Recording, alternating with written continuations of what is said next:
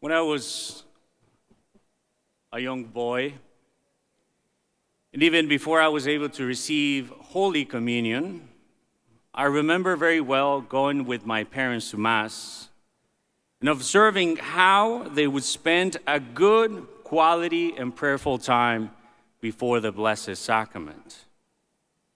Oftentimes, I was able to see my mom that she would shed some tears. As a little kid, I would not understand why my mom would cry if she, on many occasions, explained to me that what she was receiving was God Himself. Why would God make her cry?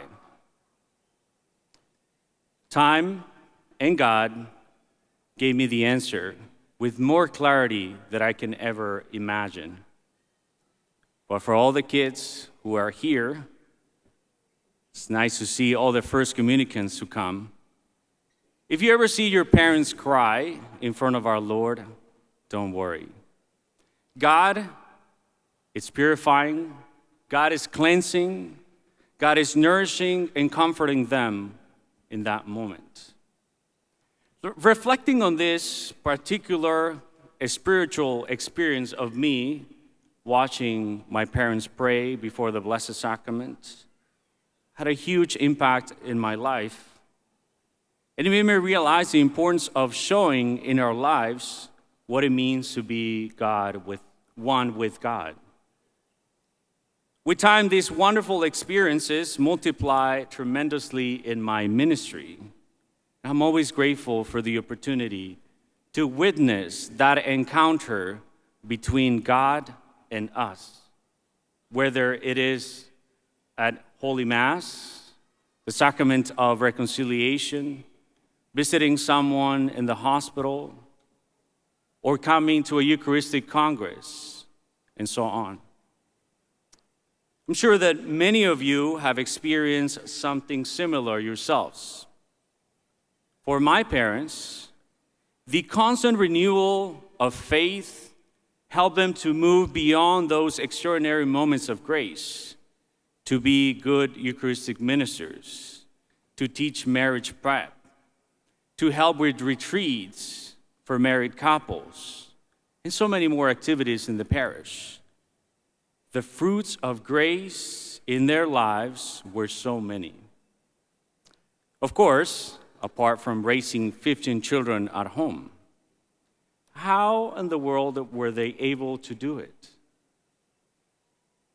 There's only one answer. By remaining one with our Lord and staying closely related in one union with Him, especially in the Eucharist. Why do I share these experiences with you?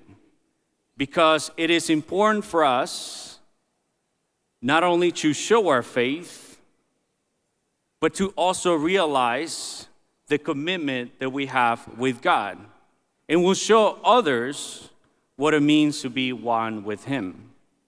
Your presence here every year is a huge outward expression of this reality. And we're so happy to see so many this year. In the gospel, Jesus is saying, I am the true vine, and we are the branches. And He eagerly invites us to remain in Him. But in being branches, we can be in two different ways. Those who are joined, at least by name, but bear no fruit.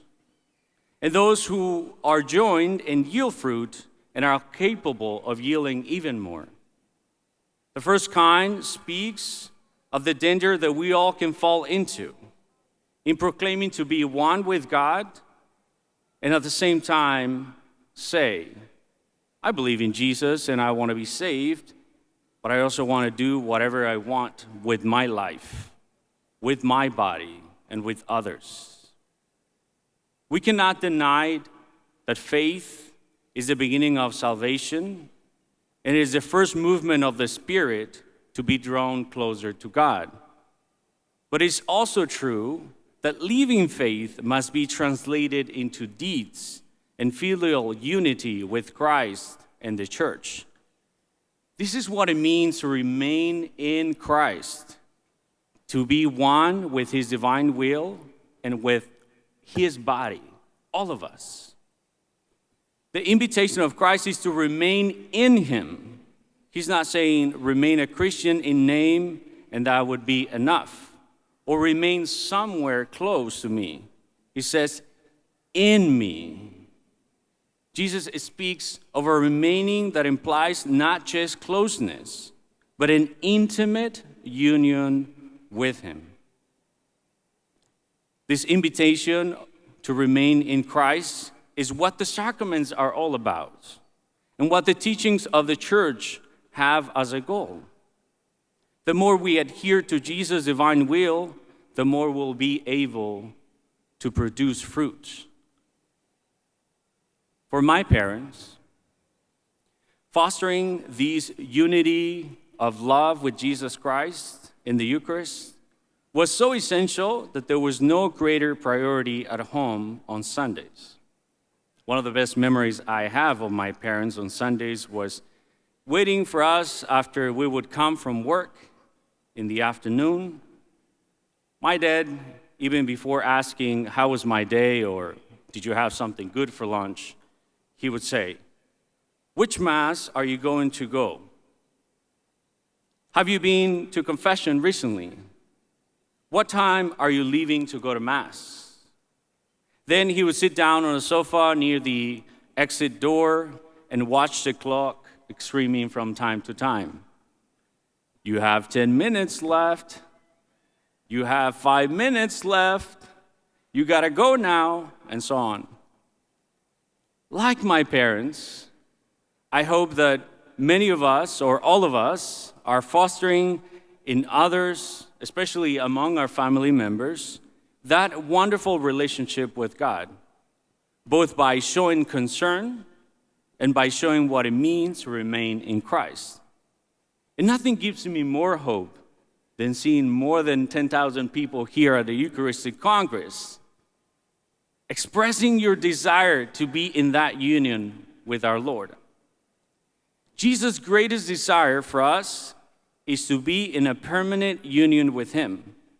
This can only be done in the constant struggle of life, in the various expressions of our faith, and in the outward effects that this relationship produces in us, especially in how we relate to others. We don't do all these things so that we can show off, but because we want to become visible signs of the fruits we are producing in our spiritual lives. We don't pray to be seen, but it is good to be seen praying. We don't make a procession with the Blessed Sacrament to be seen in the streets of Charlotte, but it is good to be seen in the streets of Charlotte, walking with our Lord.